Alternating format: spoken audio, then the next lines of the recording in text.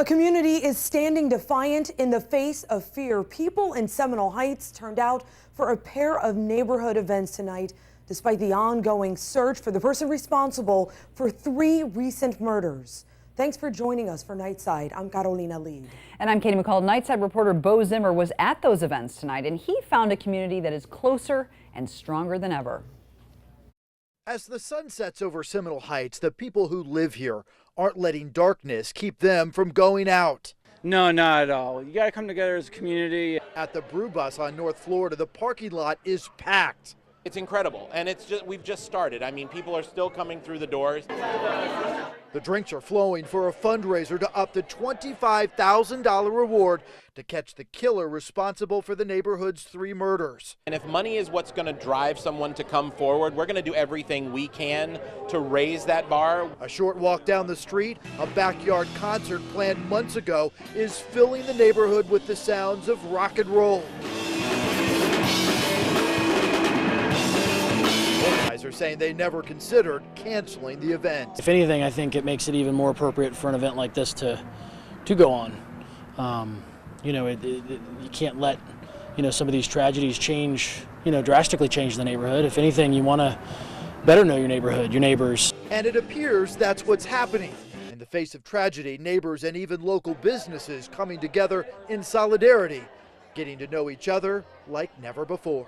We've got to go eat, and we've got to go do things that we would normally do. We cannot let this individual darken our community any longer. And the Guardian Angels out patrolling the parking lot and areas around this concert. The city says they are thrilled to see so many people out and about. They are still recommending that people travel in groups, especially when walking or riding their bikes throughout the neighborhood after dark.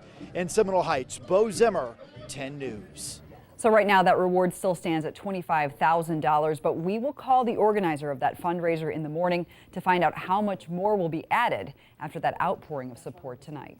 And Katie, the future of the Tampa Bay Rays has been dominating conversations on social media since Hillsborough County unveiled its proposed site for a new stadium in Ybor City. The possibility of the Rays moving over to the other side of the bay got us wondering if you would be more likely to go to a Rays game if the stadium was in Ybor. Head over to WTSP.com/vote now and let us know. Or you can vote in the free 10 News app. But let's make one thing perfectly clear here. This is just a proposal at this point. There are still a lot of things that have to happen before the Rays get a new home, and sports director Ryan Bass is breaking it down for us. Yeah, Catalina, there's so much still in flux in regards to the Rays and their ballpark saga. And while the proposed Ybor site is a step up on the ladder, we're basically 2 feet off the ground perusing up at a redwood. That's what we're looking at. We got a long way to go, and there's basically 2 massive hurdles to clear. A site that can be agreed upon in either Pinellas or Hillsborough County, and then the big challenge. Financing. Yes, that big F. Let's begin with the first part, a set location for a new stadium. We're going to focus on this preferred Hillsborough County site in Ybor and the redesigned Trop site, which was pitched by Pinellas last year. The Rays and their county of choice will have to come to a conclusion on a designated site before financing can even be discussed. Will it be the waterfront location across the pond that many fans and even some within the organization desire, or keep it in a booming downtown St. Petersburg and bank on a new revitalized building to draw fans? Both gambles, but a preferred home has to be agreed upon first. And then here is the biggie. How do you pay for said stadium? Will Rays owner Stu Sternberg and the team pitch in a pretty penny? Who knows? They offered nearly $150 million in 2008 for a proposed park at Al Lang's site. Now, factoring inflation, that will have to rise to about 200 or maybe even 250 million. But will that even be enough to appease taxpayers? A new park will cost somewhere around $600 million. So who funds the rest? Taxpayers certainly won't after that debacle in Miami with Marlins Park basically being 80% publicly funded.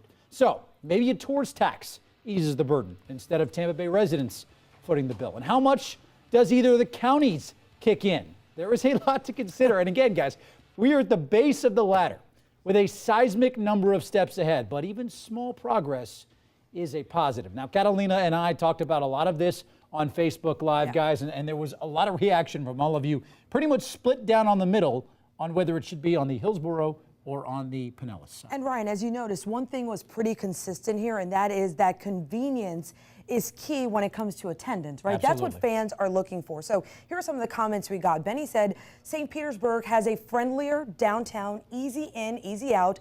Tampa's downtown closes at 5 p.m. To get to any restaurants, you have to travel by car. St. Pete, everything is within blocks. And then we had another person who said, stay where they are. Building a new place still won't bring in tons of people, and it doesn't justify spending all that money on it. But on the other hand, Jim said they're last in the league in St. Pete. Why stay there? He's true. 5 years in a row they've been last in attendance. The elephant in the room. That is true. Tampa is a proven sports city. Bring them here. It's just common sense. Jesse agreed, saying, I believe the move would be so beneficial to the Tampa Bay area. It will bring more fans because it's more convenient. It'll just be a great move overall. All right, so that brings us to our poll. Where would you like to see this happen? We've been live with this all night for a little while here. So just go ahead and pull out your phone. You know, we can listen to what you have to say. We're asking you one important thing. You know, how likely are you to go to see a Rays game if they played in Ybor City? Here's how the voting is going so far. And it's leaning in the Ybor City direction. Yeah. 55% of you but it's saying close. yes. It is close, and that's what we've been talking about. A lot of people are split on this, but there are a lot more people in Tampa than in the Pinellas side. So you could see that vote kind of sway that direction. But again, a lot of people split on this decision. Keep voting. All right, guys. Now, if after all that you still don't think a stadium move affects you, here's what might change your mind. Nightside's Mark Rivera walks you through how it could even affect the outcome of St. Petersburg's contentious race for mayor.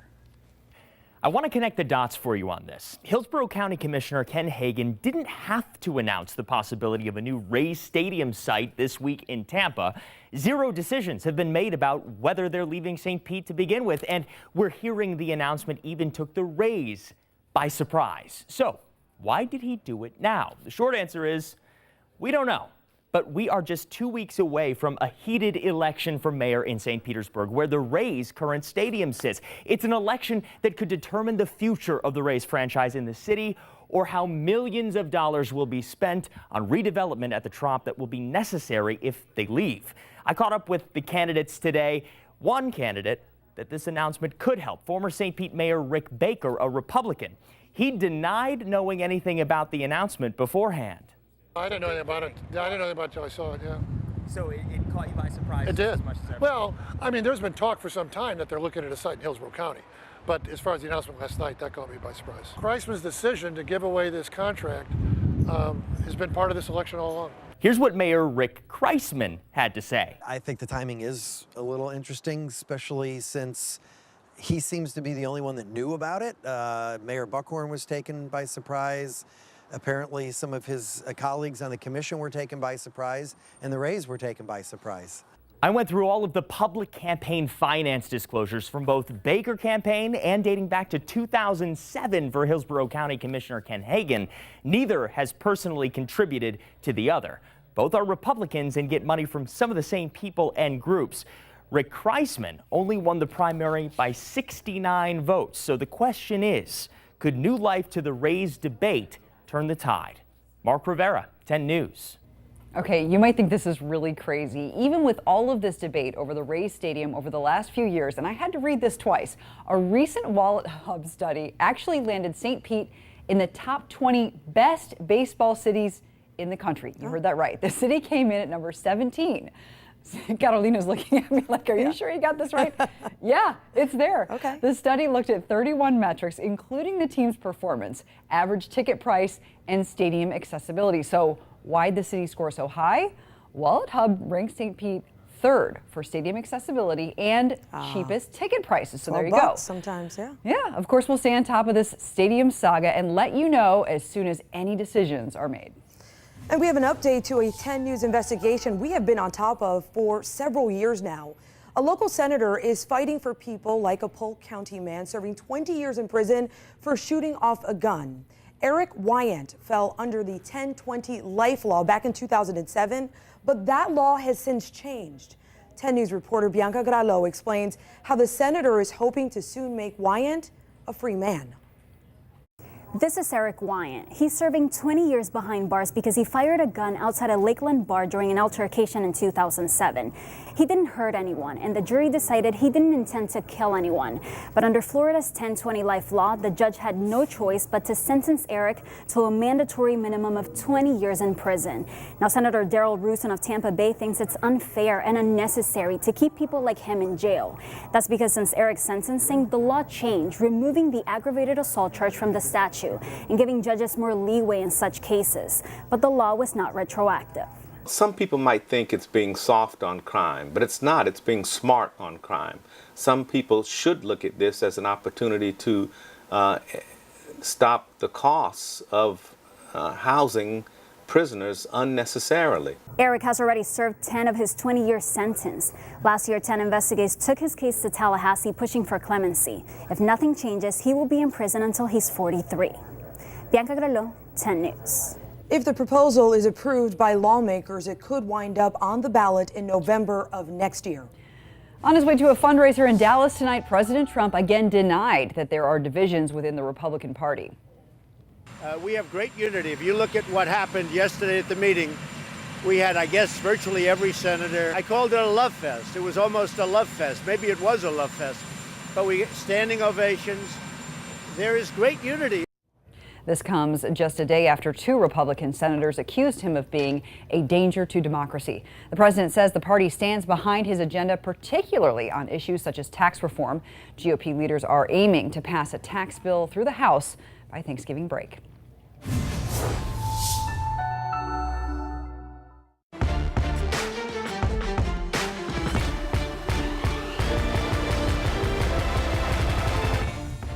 Some of the stories you need to know tonight, including a follow-up on an arrest that made a lot of parents nervous. Yeah, the man who Pinellas investigators say had guns, explosives, and even maps of local schools is now in a mental health facility, and the sheriff says he will not be released anytime soon. Randall Drake was arrested at his home in Dunedin when deputies tried to serve an arrest warrant there. A court decided that Drake will wear an electronic monitor whenever he's released. He also can't be within 1,000 feet of a school. A small company has won a big contract to get the power back on in Puerto Rico after Hurricane Maria. And some members of Congress are calling for an investigation into how that contract was awarded. The company, Whitefish Energy, happened to be headquartered in the Montana hometown of a member of President Trump's cabinet. Whitefish has been around for 2 years and has 2 full-time employees. It's relying on subcontractors to fix Puerto Rico's power grid. And back here at home, this will not be popular for residents in Tampa. Get ready for a rate hike from Tampa Electric. The company says you'll see higher bills because of rising prices in fuel and what it calls other factors. TECO's rate will go up $106 per 1,000 kilowatt hours. So that's a 1% increase from the current rate. The change begins in January. As athletes across the country at all levels of sport continue taking a knee during the national anthem, one college is introducing a new mandatory class aimed at encouraging patriotism. The school is the College of the Ozarks in Missouri, which is a private evangelical Christian school. The freshman class is called Patriotic Education and Fitness. The college says it will teach students things like U.S. politics, modern military customs, flag protocol, rifle marksmanship, map reading, and land navigation. Now remember, this is not a military college. We talked with you about this on Facebook Live tonight to see what you thought of this class, and here's what some of you said. Bernadette thought it was wonderful. She also said, have been to that college a couple of times with a Vietnam veterans group. The students treat veterans with great respect. So nice to see and meet a wonderful group of students who are proud of their country. Bless them. Carl said, I love my freedoms. I will always have America as my pride. I feel so lucky to be born here than anywhere else. Lorraine, though, wasn't on board, saying it will just cause more bad feelings. We don't need any more needless remarks to stir up the country. It would be better accepted if it's a choice. Now, the president of the college believes we should be more intentional about patriotic education and said there should be classes on patriotism from kindergarten through college. Last month, the college said its sports teams would not compete against other teams whose players don't stand for the national anthem. You know, so I was warned. You've been telling us this for days. This morning, I walked out of my house and I'm like, oh, it's cold. My kids even looked at me like, where are our sweaters? What are we doing? Tomorrow morning, they really need it. Tomorrow morning will be the coldest morning of the snap. And then we'll warm up a little bit as we get into Friday and Saturday. And we have another front with, I think, slightly cooler air than what's in place now. Ooh. Sunday night into Monday. I'm enjoying it, just letting you know. You know, I am too, but I did walk out this evening and I was like, ooh. Got to adjust to it. A little bit on the chilly side. Yeah, we're used to the 90s. I mean, 3 days ago, we had 91 for a daytime high. Today, 72 degrees, almost 20 degrees cooler. 82 is the normal temperature for this time of year, and 89 was the record. The record minimum, or I should say low maximum, a high temperature that was really low, was like 62 degrees. So that wasn't even record breaking. And tonight's lows will be in the low 50s. The records are in the mid 40s. So I think we'll stay safe. Look at the beautiful high temperatures today. Sarasota 73, 74 in St. Pete, Lakeland at 72, Venice at 73 degrees. What a nice day out there. Right now, this is a shot from Sarasota, looking at the bridge over towards the circle. 49-degree dew point, so the dry air continues. 62 degrees. Yeah, we fell quickly through the 60s. Many areas are in the 50s already. And look, these are current air temperatures. 49 in Brooksville, 48 in Crystal River, mid-50s for just about everybody else. Tampa at 62 and 67 now for just about Bradenton, but St. Pete's right there. So the coolest air is across the eastern half of the United States. It's still 80 in Los Angeles, 83 in Phoenix. LA was up to about 100 today. Billings, Montana, still a degree warmer than where we are here in Tampa. Frontal boundaries now down through the northern Bahamas.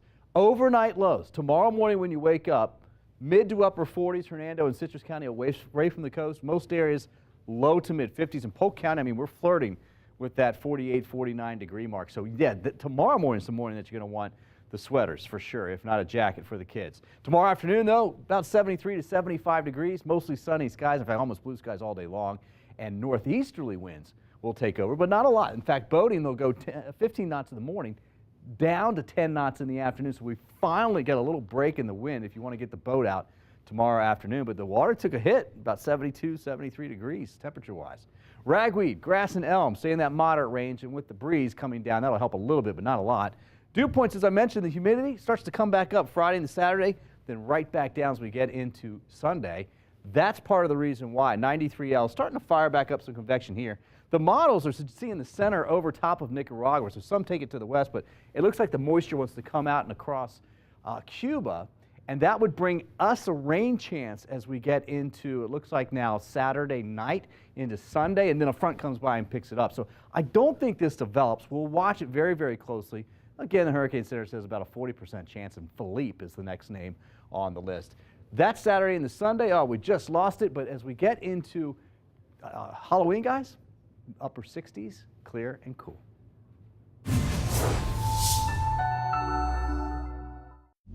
Now, from your Suncoast Hyundai dealers, this is 10 Sports. Boy, this could be a disaster in the making. The Bucs' beleaguered pass rush trying to contain run-happy Cam Newton. His 8 rushing touchdowns against the Bucs, more than any other team he's faced in his career. Tampa Bay, an NFL worst 7 sacks this season. If only an experienced pass rusher could fix the sack struggles for the Buccaneers. Someone like future Hall of Famer Simeon Rice, maybe? No joke, the 43-year-old former Buck is clamoring for the team to sign him on Twitter, even posting this video of him working out earlier this week. He's serious, guys. He is serious about a comeback. But the Bucs finding it pretty hard to take him seriously. The Bucs have a bevy of issues on defense. Touchdown, Buffalo! There's a litany of things, on the to-do list that we've got to, that we got to get better at. Number 1, find a way to get to the quarterback. The Bucs have a league-low 7 sacks in 6 games. They need something to get them going, or maybe someone. How about 43-year-old Simeon Rice? The future Hall of Famer with 8 career 10-plus sack seasons says he's waiting for the Bucs to call, and he's clearly still in amazing shape. But Mike Smith isn't racing to the phone anytime soon. You think the 43-year-old could still run with the boys out there? He was a great pass rusher. I know when I was 43, I couldn't do what I was doing when I was 25. Robert Ayers isn't 25, but he is 11 years younger than Rice. Come get his beasted, trying to come out here. Some young killers out here. All due respect to him, but he can't do it no more. Okay, maybe it's wishful thinking, but the Bucs are getting desperate. They just placed a young gun Noah Spence on IR. They signed veteran Darryl Tapp yesterday, who's 33. Gerald McCoy saw the tweet. Somebody sent it to me, and I was like, that's funny.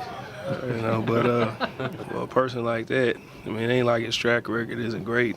He's got a point, but Rice is 43, even if he doesn't look his age. I don't know if he was serious, but I just kind of laughed at it. I love Simeon. He's a great guy. He always, we always have a good time when he comes around. Can we get that picture back up? 43 is the new 23. Hey, he looks great. They got to bring that. They got to bring Simeon. Get out to practice and show those dudes what it's all about. All right. Seriously, that guy. I want him to take down those young punks. He might be able to, man. Better not test him too much, or you might be sitting on the ground while Simeon's trying to sack the quarterback. All right, guys, we've been asking you to weigh in on a possible move for the Tampa Bay Rays to either Hillsborough County or staying in Pinellas. That's right. We asked in our 10 News poll, are you more likely to go to a Rays game if the team plays in Ybor City? All right, so here are the final results, and it's different. Look, right, Ryan? Wow, 52% of you say 48, no. 52% say no. Wow, that's a stark difference from 58% yes earlier in the show. You got it. Interesting. Yeah. So we're going halvesies on this. This is going to be like a fight half to of you the are going to end. go and half of you aren't. Now we have a few more that say don't care. Well, thank you for voting Appreciate on that one.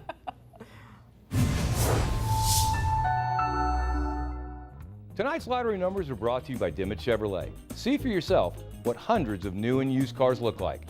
Volume and price make the Dimmitt difference. We all know that police officers have a lot of life-saving skills, and sometimes they're called upon to use those even when they're not on duty. And that's exactly what happened to a state trooper in New Jersey. Okay, so take a look. He's at the bottom left of your screen, eating with his family at Buffalo Wild Wings. But the man at the table next to him starts choking. Oh, wow. Look at that. It takes about 20 seconds, and then the trooper, he's giving the signal. Looks over and figures it out, figures out what's happening. Look, he runs over and gives the man the Heimlich. A few strong pumps, and look at that. The man is saved. He's fine, just has some sore ribs. And the trooper, of course, is getting, just huge congratulations for saving that man's life. So lucky for that man to have him right next to him, Way to go, officer. Good night. Good night, everybody.